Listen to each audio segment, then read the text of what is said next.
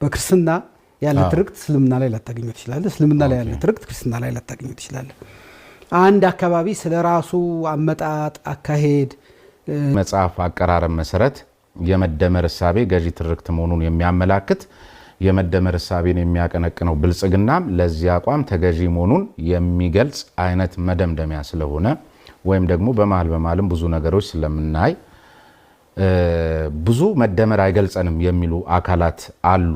ምናልባት ይሄ ገዢ ትርክት ሊሆን ይችላል። በዚያውም ላይ ሌሎች ምናነሳቸው ስላሉ የብልጽግና ፓርቲ ርዕዮተ ዓለማዊ ፍልስፍና መደመር ነው። መንገዳችን መደመር ነው ይላል። ርዕዮተ ዓለሙ ነው። ስለ ርዕዮትም የተናገርከው ስላለ ርዕዮቱ ከሆነ መደመርን ከብልጽግና ላይ የተማየት አትችልማ። ምክንያቱም ርዕዮተ ዓለም ማለት ዓለምን የምንመለከት እዚሁ ዲፋይን አድርገዋል። ስለዚህ እሺ አንድ ርዕዮተ ዓለም እኮ ገሌ ተቀበለው ማለት የገሌ ነው ማለት አይደለም። በባለቤትነት ተቀበለው እንጂ በባለቤትነት አልፈጠረውም እኮ ብልጽግና። አንድ ነገር ልትቀበለው ትችላለህ። ለምሳሌ የኢትዮጵያ መብራት ኃይል ሲል የኢትዮጵያነቱን ተቀበለው እንጂ የኢትዮጵያ እኮ አይደለም እሱ ነው የኢትዮጵያ እንጂ ኢትዮጵያ የእሱ አይደለች። መደመርም የብልጽግና ነው ስንል ብልጽግና መደመርን ከኢትዮጵያ ወስዶ ተቀበለው ማለታችን እንጂ ዛሬው እንግዳይ በለውጡ ማግስት የዛሬ 4-5 ዓመት አካባቢ ተገናኝተን የነበረ መሆኑ ይታወሳል። ዛሬ ደግሞ በተመሳሳይ ከ5 ዓመት በኋላ የትርክት ዕዳና በረከት በሚል ወቅታዊ ጉዳይ ይዘውልን ቀርበዋል። የዛሬ ሳምንት አካባቢ የተመረቀ መጽሐፍ ነው። ምርቃቱም ላይ ተገኝቼ ነበር። ስለዚህ የትርክት ዕዳና በረከትን በተመለከተ ዛሬ የምንወያየው ከጸሐፊው መዋዘ ጥበባት ዳንኤል ክብረት የጠቅላይ ሚኒስትሩ የማህበራዊ ጉዳይ ዘርፍ አማካሪ ሚኒስትር ጋር ይሆናል። ጥሪያችንን ተቀብለው በዚህ መጽሐፍ ላይ ሀሳቦትን ሊሰጡን ያልገባንን ሊመልሱልን ልንጠይቁት ሊመልሱ ስለተገኙልን በተመልካቾቻችን ስም ከልብ ነው ማመሰግነው። እኔም አመሰግናለሁ። እሺ በቀጥታ ወደ መጽሐፉ ከማምራታችን በፊት ለትውስታ እንዲሆነን የዛሬ 4 ዓመት አካባቢ ያነሳ ነው ጥያቄ እንዲመለስ ወደፊት ስንገናኝ ጠይቆታለሁ ብዬት ስለነበር ከለውጡ ጋር ተያይዞ ይመስለኛል በለውጡ ማግስት ወደ 1 ዓመት ግድም እንዲን የተገናኘ ነውና በዚህም ተባለ በዚያ ምንም የሚታይ አዲስ ነገር የለም የሚል ጥያቄ አንስቾሎት ድልድዩ መሃል ላይ ነን ወደዚህም የሚጎትት እንዲም እንዳትራመድ የሚያንቅ ገና ነው ጊዜው የሚል ነገር አንስተውልኝ ነበርና ዛሬስ ተሻገርን ወይ? በርካቶች እንኳንስ ልንሻገር መሃሉም ላይ መቆም ተስኖናል። ዛሬም ገና ነው የሚል መልስ እንደማይሰጡኝ እርግጠኛ ነን። በርሶ ግምገማ ተሻግረናል ወይስ መሃል ላይ ነን ወይስ ተመልሰናል? 100% ተሻግረናል ማለት አይቻልም። ግን ወደ ድልድዩ ጫፍ እየደረስን ነው። ያኔ መሃል ነበር። እሺ አሁን ወደ ድልድዩ ጫፍ ወደ መስኩ ለመሄድ የሚያስችለው እድል ላይ እንገኛለን ብዬ ነው የማምነው።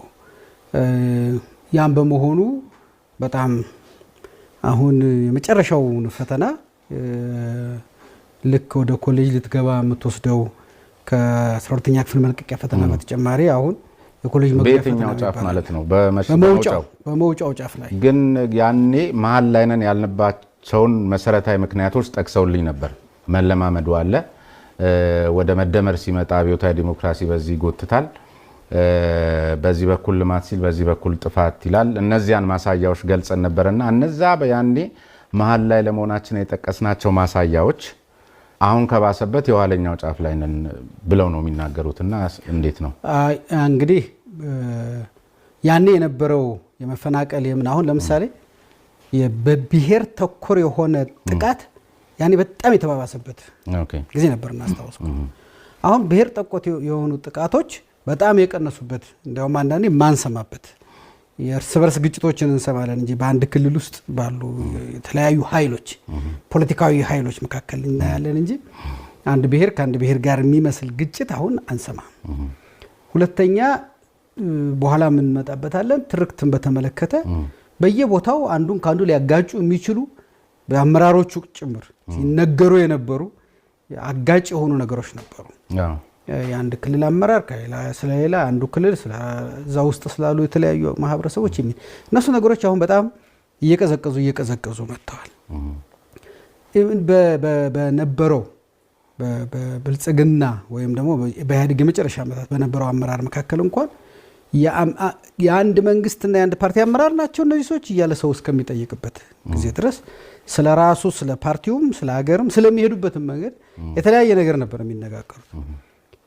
ቢያንስ አሁን የንግግር የምልከታ ወይም የነዛ ነገሮች አንድነትና ወጥነት ገብቷቸው ነው ወይስ በተወሰደባቸው ገዢው ፓርቲ በወሰደባቸው እርምጃ ነው ወይስ? ምክንያቱም የእርምጃ ጉዳይ ሲሆን ያገረሻል። ገብቷቸው ተውጦላቸው አመለካከታቸው ተቀይሮ በስልጠና ታንጸው ምግባር ገዝተው ነው ወይስ ወሳኙ ማህበር ከዛ ውስጥ ወሳኙ አካል ገብቶት ነው? ወሳኙ አካል ማለት መቼም አንድ ጠቅላላ 15 ሚሊዮን አለኝ የሚል ፓርቲ ሁሉንም ወደ አንድ ነገር አያመጣው። በዛ ውስጥ ግን ወሳኝ ሚና ያላቸው አካላት ግን ምክንያቱም እኔ በማቀው ባለፉት 5 ዓመታት ለአመራሮቹና ለአባላቱ የተሰጡት ስልጠናዎች በጣም ብዙ ናቸው። በማዕከል ደረጃም በየዞኑም የተሰጡት ስልጠናዎች የስልጠና ዝግጅቶችና ዶክመንቶች ስትመለከት አመለካከት ለውጥ እንድታመጣ የሚያደርጉ የሚያስገድዱህና ከዚህ አመለካከት ለውጥ ከወጣ ጠቅላላውን ነገርህን ጥለህ እንድትወጣ የሚያደርጉ በተለይ በህዝባዊ በዓላት ላይ ነበር እነዚያን ተንኳሽ ንግግሮች የምንመለከተው። እንግዲህ እርሶም እንደሚሉት በዚህ ሰሞን ወይም በዚህ ዓመት በተለይ ማለት ይቻላል ብዙ እንደዚህ አይነት ነገር እየተሰማ አይደለም። ወደ መጽሐፋችን እንመለስ። ትርክቶችን ገዢ እና ንዑስ በሚል ይከፈላል በሚል ጠቅላይ ሚኒስትሩን በዚሁ መልኩ ሲገልጹት ብዙ ጊዜ ተደምጠዋልና እርሶም ይህንኑ መንገድ ነው የተከተሉት። ምንድነው ገዢና ንዑስ የሚባል የትርክት አይነት አለ ወይ? ገዢም ንዑስም ለማለት መስፈርቱ ምንድነው? አለ። ይሄ በዓለም ላይ ትርክትን የሚያጠኑ ሰዎች ሙሉ የሚገልጹት አይነት ነው። ገዢ ትርክት የሚባለው የተለያዩ ማህበረሰቦችን ሊያገናኝ የሚችል ከፖለቲካ ልሂቃንም ያለፈ በተለያየ አካባቢ ያለ የአንድ አጠቃላይ ማህበረሰብ አንዳንዴ እንደ ሀገር፣ አንዳንዴ እንደ አህጉር፣ አንዳንዴም እንደ ዓለም የምትከተለው ትርክት አለ። ከእሴቶችህ ከታሪክህ እና ከነገ ልደርስበት ከምትችለው ግብህ የሚነሳ ነው ይሄኛው ትርክትና ንዑስ የምንላቸው ደግሞ በተለያየ ለምሳሌ በሃይማኖተኞች በራሳቸው በክርስትና ያለ ትርክት እስልምና ላይ ላታገኙ ትችላለህ። እስልምና ላይ ያለ ትርክት ክርስትና ላይ ላታገኙ ትችላለህ። አንድ አካባቢ ስለ ራሱ አመጣጥ አካሄድ የብሔረሰቡ ከየት ነው የመጣው፣ እንዴት ሆኖ ኖረ፣ እንዴት ሆኖ እዚህ ደረሰ ብሎ ለልጆቹ የሚያስተላልፈው ትርክት አለው። ያ ለአንድ ብሔረሰብ ላይሰራ ይችላል። እንደ ሀገር ግን አምጥተህ እንዴት ኢትዮጵያውያን ሆን፣ ኢትዮጵያውያን ስንሆን ምን ሆነን ነበረ፣ ስንጋጭ ለምን ነው የተጋጭ ነው፣ ስንፋቀር ለምን ነው የተፋቀር ነው፣ ወዴትስ መሄድ እንፈልጋለን ብሎ በአብዛኛው በብሔራዊ ትውስታ ላይ መሰረትና በብሔራዊ ግብ ጋር ተያይዞ የሚተረከው ትርክት ገዢ ትርክት ትለዋለህ። ወገን ዘለል ነው ወይም አንድን ድንበር ይዘላል። ስለዚህ ይሄ መጽሐፍ ገዢ ትርክት ነው ብለን መውሰድ እንችላለን ወይ? ምክንያቱም መደምደሚያውንም ስንመለከተው ለምሳሌ ብልጽግና ሐሳቤ ነው፣ መደመር ሐሳቤ ነው። መደመር የማይገልጸን ሰዎች አለን ብለን ልናስብ እንችላለን። ምክንያቱም ዝም ብሎ አንተ እንኳን በምታውቀው ከ80 በላይ የሆኑ ፓርቲዎች አሉ መደመር ምናቸውም ያሉነ። እነዚህ ፓርቲዎች ደግሞ የሚወክሉት ማህበረሰብ አላቸው ወይም ማህበራዊ መሰረት አላቸው። ስለዚህ ገዢ ትርክት ነው ብለን ይሄን እንድንወስድ በዚህ መጽሐፍ አቀራረብ መሰረት የመደመር እሳቤ ገዢ ትርክት መሆኑን የሚያመላክት የመደመር እሳቤን የሚያቀነቅነው ብልጽግናም ለዚህ አቋም ተገዢ መሆኑን የሚገልጽ አይነት መደምደሚያ ስለሆነ ወይም ደግሞ በመሃልም ብዙ ነገሮች ስለምናይ ብዙ መደመር አይገልጸንም የሚሉ አካላት አሉ። ምናልባት ይሄ ገዢ ትርክት ሊሆን ይችላል። በዚያውም ላይ ሌሎች የምናነሳቸው ስላሉ በእንደመር እኔ መደመርን የማየው ከብልጽግና ፓርቲ ነጥዬ ነው። ብልጽግና መንገዴ ነው፣ መደመር መንገዴ ነው፣ ብልጽግና ግቤ ነው ብሏል።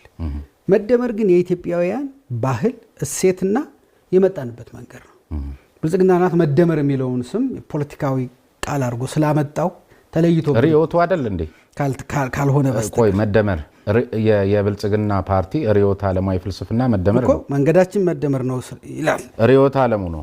ስለ ሪዮትም የተናገርከው ስላለ ሪዮቱ ከሆነ መደመርን ከብልጽግና ላይ የተማየት አትችልማ። ምክንያቱም ሪዮት ዓለም ማለት ዓለምን የምንመለከት እዚሁ ዲፋይን አድርገዋል። ስለዚህ እሺ አንድ ርዕዮተ ዓለም እኮ ገሌ ተቀበለው ማለት የገሌ ነው ማለት አይደለም። በባለቤትነት ተቀበለው እንጂ በባለቤትነት አልፈጠረውም እኮ ብልጽግና። አንድ ነገር ልትቀበለው ትችላለህ። ለምሳሌ የኢትዮጵያ መብራት ኃይል ሲል የኢትዮጵያነቱን ተቀበለው እንጂ የኢትዮጵያ እኮ አይደለም እሱ ነው የኢትዮጵያ እንጂ ኢትዮጵያ የእሱ አይደለችም። መደመርም የብልጽግና ነው ስንል ብልጽግና መደመርን ከኢትዮጵያ ወስዶ ተቀበለው ማለታችን እንጂ ፈጥሮ ሰርቶ ቀምሮ ያመጣው አይደለም። ኢትዮጵያ ውስጥ የነበረ ይሄንን ለፖለቲካዊ ወደ ፖለቲካዊ ሐሳብነት ወሰደው እሱ። ኢትዮጵያውያን ግን ሲጠቀሙበት የነበረ የኢትዮጵያን የራሳቸው ፍልስፍና ነው። መደመር በተግባር ገልጸውታል፣ በአኗኗር አሳይተውታል፣ ባህል አድርገውታል። አመጋገባቸው ላይ፣ የልብስ አሰፋፋቸው ላይ፣ በብዙ ነገሮቻቸው ላይ ይሄን የገለጹትን የኢትዮጵያን እሳቤ መቼም አንድን ነገር እውቀት የምታደርገው ቅርጽ ስትሰጠው ነው። ቅርጽ የሌለው ነገር እውቀት ሊሆን አይችልም። መጀመሪያ እውቀት ማለት ቅርጽ ያለው ነገር ማለት ነው። በዓለም ላይ ያለውን ነገር አምጥተህ መከፋፈልም የመጣው ለዛ ነው። አንድ ነገር የምትረዳው ከፋፍለ ስለሆነ እውቀት ካልተከፋፈለ በስተቀር እውቀት ሊሆን ስለማይችል ለማስተማርም ለማስተላለፍም ስለማይችል ያንን የእውቀት ጉዳይ አድርጎ አመጣው እንጂ መደመርን ፈጥሮት እኮ አይደለም እሱ። መደመር የኢትዮጵያ ባህል ነው። ግን ያንን የኢትዮጵያ ባህል አገር በቀል የሆነውን ብቀበል ይሻላል የምዕራቡና የምስራቁ ጋር እየተላጋው ከሚሄድ ብሎ ነው እሱ ያመጣው። ስለዚህ መደመር እገሌ ይቀበለዋል እገሌ አይቀበለውም ልትለው የምትችለው ነገር አይደለም። እየኖርክበት ነው አንተ ራስህ፣ ሌላውም እየኖረ ነው። እንደ ፖለቲካዊ አስተሳሰብ ብልጽግና መደመር የሚለውና በእንትኑ ያስቀምጠውን አልቀበልም ልትል ትችል ይሆናል። ፖለቲካ አስተሳሰብ ሲያደርገው መደመርን እንደ ሐሳብና መደመርን እንደ ኢትዮጵያውያን መንገድ መደመርን የኢትዮጵያ ትርክት አድርጎ መቀበል ደግሞ አንድ ሌላ ጉዳይ ነው። ለምን የወጣህበት ማህበረሰብም የምትኖርበት አኗኗርም ምንህም በሙሉ አንዱ ከሌላው ጋር ተሰናስሎ አንዱ ከሌላው ጋር ተዛምዶ ልዩነቱንና አንድነቱን በተአቅቦ አጠባብቆ የሚኖር ማህበረሰብ ነው የኛ። አለዛ 80ዎቹ ብሔረሰቦች እኮ ሊኖሩ አይችላም። ፓርቲው አባላት ለምሳሌ የብልጽግና የፓርቲ አባላት ወይም ማዕከላዊ ኮሚቴው አለ። እነዚህ ኃይሎች በተለያየ መልኩ ስልጠና ሲሰጣቸውን ተመልክተናል። መደመርን ከብልጽግና ለይተው የሚያዩበት እድል አለ? ይቻላል? አዎ። መደመር እንደ ፖለቲካዊ ሐሳብና መደመር እንደ አገር ስሪት ሁለቱ የተለያዩ ነገሮች ናቸው። መደመር እንደ ፖለቲካዊ ሐሳብ የፖለቲካ ከሱ አኳያ ገዢ ትርክት ነው እንበል። ከዚያ ውጪ ደግሞ ለንዑሳን ትርክት በምሳሌነት ሲነሳ ክቡር ጠቅላይ ሚኒስትሩም እንደዚሁም የመጽሐፉ ምርቃት ጊዜ በተለያየ መልኩ እንዳስተዋል ነው። ለምሳሌ ትልቁ ወደ ንዑሳን ትርክትነት የሚወስደውና ራሳቸውን አንድን አካባቢ አንድን ማህበረሰብ ለማግነን ሲባል ፍረጃ አንዱ ትልቁ የቀደመው ስርዓት መገለጫ መሆኑን በተለይ ከትምክተኝነት፣ ከነፍጠኝነት፣ ከዚህ ከጠባብነት ወዘተርፈ ጋር አያይዘ በሰፊው እዚህ ላይ ያነሳው ነገር አለ እና እነዚህ አካላት ነፍጠኛውን ወይም ትምክተኛና ጠባቡን በማጋጨት የራሳቸውን ስሪት ማንበርና የራሳቸውን ትርክት መፍጠር መሆኑንም በተመሳሳይ እዚሁ ላይ ገልጸሃል። ግን ደግሞ እዚያው ዞር ብለህ አንተም ጃውሳና ጁንታን እንደዚሁ በተመሳሳይ ታነሳለህና በተደረጉት የህግ ማስከበር ምን በለው በተደረጉት የጦርነት ዘመቻዎች ላይ ሁሉ በቀላሉ እጅ ሊሰጡ ያልቻሉባቸው መሰረታዊ ምክንያት ህዝብ ከጀርባቸው ስላለ ነውና አሁንም ከፍረጃ አልወጣንም ወይም ገዢ ትርክት ነው ልንለው ያስችለንም የሚል ሐሳብ ቢነሳስ? ለምሳሌ ትምክተኝነት እኮ በዓለም ላይ ያለ ነገር ነው። ያለ የሰው ልጅ በሽታ ነው። ጠባብነት በዓለም ላይ ያለ የሰው ልጅ በሽታ ነው። ሌሎችም የሰው ልጅ በሽታዎች ናቸው። ይሄንን አንድ ሰው በሽታው ሊኖረው ይችላል። የተወሰነ ሰዎች በሽታው ሊኖራቸው ይችላል። ያንን ግን የህዝብ በሽታ አድርገህ ከቆጠረው ግን ስህተት ነው። እንደዛ የሚባል ህዝብ የለም። ጠባብ የሚባል ህዝብ የለም። ትምክተኛ የሚባል ህዝብ የለም። እኔ አንተ አበበ ከበደ አለሙ ልንሆን እንችላለን፣ ላንሆን እንችላለን። እኛ ያን የሆነው ሰዎች ደግሞ ሰብሰብ ብለን የሆነ አንድ ማህበረሰብ ልንመሰረት እንችላለን። ፖለቲካ ቡድን ሊሆን ይችላል፣ የሲቪክ ማህበረሰብ ሊሆን ይችላል፣ ወይም ደግሞ ማህበረሰባዊ ኮሚኒቲ የምንለውን ነገር ልንመሰረት እንችላለን። እሱ በአስተሳሰብ ነው ሰዎች የሚሰባሰቡት። ይሄ በሚሆንበት ጊዜ ያንተ የትውልድ መሰረት ጉዳይህ ላይሆን ይችላል። በዚህ በምትሰበሰብበት ጊዜ ትልቁ እኔ የተቃወምኩት እዚህ መጽሐፍ ላይ ምንድነው አንድን አስተሳሰብ ለአንድ ህዝብ መስጠት አንችልም። እንደሱ አይነት ሳይንሳዊም አይደለም ትክክለኛም አይደለም። አሁን እዚህ መጽሐፍም ላይ ለማስቀመጥ የሞከርከውና ገዢ ትርክት ለመፍጠር የሞከርከው ይሄ በጅምላ መፈረጅና ወቀጣን ነው እሱ ነው የኛ በሽታ የሚል ይመስለኛል። እኔ እንደውም እዛው ምርቃቱ ላይ ማን ነው ዶክተር ወዳጄንም ያነሱልህ መሰረታዊ ጥያቄ ህመሟን አግኝታሉ የሚል ነው። አሁን እኔ የሚመስለኝ ህመማችን አደርባይነት አይደለም ወይ ማለት ካልተወሻሸን በስተቀር በሰዓቱ ከዛሬ 2 ዓመት አስቀድሞ እንደሱ አይነቱ ጁንታነት ማለት ለአንድ ብሔር የተሰጠ አልነበረም ወይ? አይደለም። እንደዛ አመለካከት የነበራቸው ሰዎች ከሆኑ ስህተት ነው። እዚህ መጽሐፍም ላይ እኔ በግልጽ የትግራይ ህዝብ አንድ ጉዳይ ነው። የትግራይ ህዝብ እኮ ብዙ አይነት የርዕዮተ ዓለም አመለካከት፣ የሃይማኖት አመለካከት፣ የጾታ ልዩነት፣ ስለ አገር እና ስለ ታሪክ ያለው አመለካከት የተለያየ፣ ስለ ዓለም ያለው አመለካከት የተለያየ አንድ ፓርቲ ብቻ ሊወክለው የሚችል አይደለም። ይሄ በመሆኑ እኮ ነው አሁን እንኳንስ ይሄ ያኔ የ1966ቱ የተማሪዎች ንቅናቄ በመጣበት ጊዜ እንኳን በትግራይ ውስጥ አንድ ፓርቲ ብቻ አይደለም የነበረው። ብዙ አይነት ፓርቲዎች ናቸው ተመስርተው የነበሩት። በወቅቱ በተደረገ የሽምቅ ትግል አንዱን እያሸነፈው ቢሄድም ያንን የሚወክለውን ፓርቲ አሸነፍኮ ማለት ያ የተወከለው ሐሳብ ተሸነፈ ማለት አይደለም። ከዛ በኋላም እኮ በህወሓት ውስጥ ራሱ 2-3 ጊዜ መለያየቶች ተፈጥረዋል። እንደምታስታውሰው የአመለካከት ልዩነት ባይኖረው ኖሮ ማህበረሰቡ አንድ ፓርቲ አንድ ወጥ አንድ ምን ሊሆንበት የሚችልበት እንደ ኮካኮላ ጠርሙስ የተመረተ ማህበረሰብ እኮ አይደለም። ምንም እንኳ ቀናነት ቢኖር ይላል አንድ መጽሐፍ። አንተንም እንደዚሁ የመጽሐፉ መግቢያ ላይ ትልቅ ምስጋና አቅርበውላል ጸሐፊው። ቅን እንኳ ቢሆን በተመረጠ አኳን የተተረጎሙ ተረኮች ላይ ተመስርቶ እርሱም ይተረጉማል። ሲተረጉም እምነቱ፣ ሀልዮቱ ወዘተ ተጽዕኖ ይፈጥርበታል እና እነዚህ መጽሐፍ ላይ ከዚህ እንዳላመለጥክ ነው የተመለከትኩት ከብልጽግና። ከዚያ ባሻገር ደግሞ ምናልባት እንግዲህ አንተ በመግቢያም በመደምደሚያም ህዝብ እንዲቀየርበት ሀገሪቷ እንድትከብርበት እንድትበለጽግበት ብለህ ነው ያሰብከው። ምርቃቱ እጅግ የገዘፈ ነበር። ሚዲያ ሙሉ ቀጥታ የአየር ስርጭት ተሰጥቶታል። ክቡር ጠቅላይ ሚኒስትሩና የብልጽግና ፓርቲ ፕሬዚዳንት ናቸው የክብር እንግዳው። ይሄ ሲመለከት በቃ በፓርቲው ተጽዕኖ ስር ነህ። ህዝብን እንደ ህዝብ ሀገርን ለመገንባት ለማስተማር ሳይሆን ለብልጽግና ለማቀንቀን ነው በሚል ስሜቱ እንዲቀዘቅዝ አያደርግም ወይ? በዚህ ደረጃ የሆነ ነገር የሚል ነገር ከዚህም ሰውዬ ምሳሌ አይ እኔ ለብልጽግና ማቀንቀን እንኳን ነውር አይደለም እያልኩ አይደለም፣ አሁን መጥፎም አይደለም። ግን እኔ አላደረኩትም። እሱን የጠቅላይ ሚኒስትሩ መገኘት የሌሎችም መገኘት አንደኛ አብሬያቸው ነው የምሰራው። ከሳቸው ጋር ላለፉት 5 ዓመታት በተለያዩ ጉዳዮች አብረን ሰርተናል። ከሌሎችም በወቅቱ ከጠራኋቸውም ሰዎች ጋር በተለያየ ጉዳይ አብረን ሰርተናል። ስለዚህ እነዚህ ሰዎች በዛ ቦታ ላይ መገኘታቸው የሚገርም ወይም ሰበር ዜና የሚሆን ጉዳይ አይደለም። ከዛ በተጨማሪ ደግሞ እንደገና ይሄ ሐሳብ እሳቸውም የዛን ጊዜ እንደተናገሩት የአንድን ወገን ለማስደሰትና አንዱን ወገን ለማስከፋት የተደረገ አይደለም። እኔ ያሰብኩትን ለኢትዮጵያ የተሻለ ይሆናል ብዬ የገመትኩትን የሚሆን ነው። ሰዎች ይሄ ሰው እዚህ ተጽዕኖ ውስጥ ገብቷል አልገባም የሚለውን ለማየት የተሻለው መንገድ የጻፍኩትን መመርመር ነው። እሳቸውም እንዳሉት አንድ ሰው 100% ከሆነ ተጽዕኖ ውስጥ 100 ነፃ ነኝ ቢል ራሱን ይዋሻል። አትችልም። አንተም ቢሆን ያደክበት ማህበረሰብ፣ የምትከተለው እምነት፣ የምትውላቸው ሰዎች ዛሬና ትናንት እየሰማኸው ያደከው መረጃ ተጽዕኖ አለበት። የምታደርገው ነገር ምንድነው? እሱ ተጽዕኖ በምሰራቸው ስራዎች ውስጥ እንዳይመጣ ትግል ነው የምታደርገው። 100% ተላቀሃል አልተላቀቅም ስራህ ነው የሚወስነው። ቁጭ ብሎ ይሄን የሚመረምር ሰው ያይና መረጃዎችን ይሰበስብና የራሱ የመመርመሪያ የተለያዩ ሳይንሳዊ መንገዶች ታሉ እሱን ያይልና ይሄ ሰው በዚህን ያህል መጠን ከተጽዕኖ ተላቋል፣ በዚህን ያህል መጠን ተጽዕኖ አለበት ነው ሊል የሚገባው። እና እንደኔ ቅድም እንዳልኩ መደመርን የማየው ከበፊቱም ጀምሮ ስለ ብልጽግና እኮ ከመምጣቱ በፊት ስለ ደመራ ጽፌያለሁ።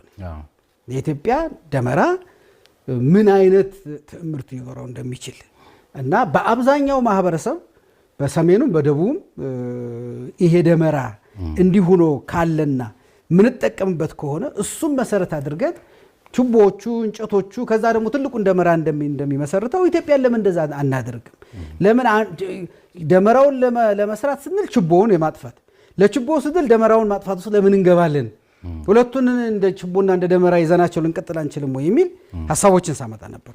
እሱ ነው እንግዲህ በኋላ ብልጽግና እንደ ፖለቲካዊ ሐሳብ መደመርን ወሰደ። ኢትዮጵያውያን እንደ ባህል ሲጠቀሙበት የነበረ ነው መደመር ወይም ህብራዊ አንድነት። ይሄ ነው ለኛም የሚያዋጣን። ትርክታችን ብዙ ጊዜ ወደ ጽንፍ እየሄደ ነው።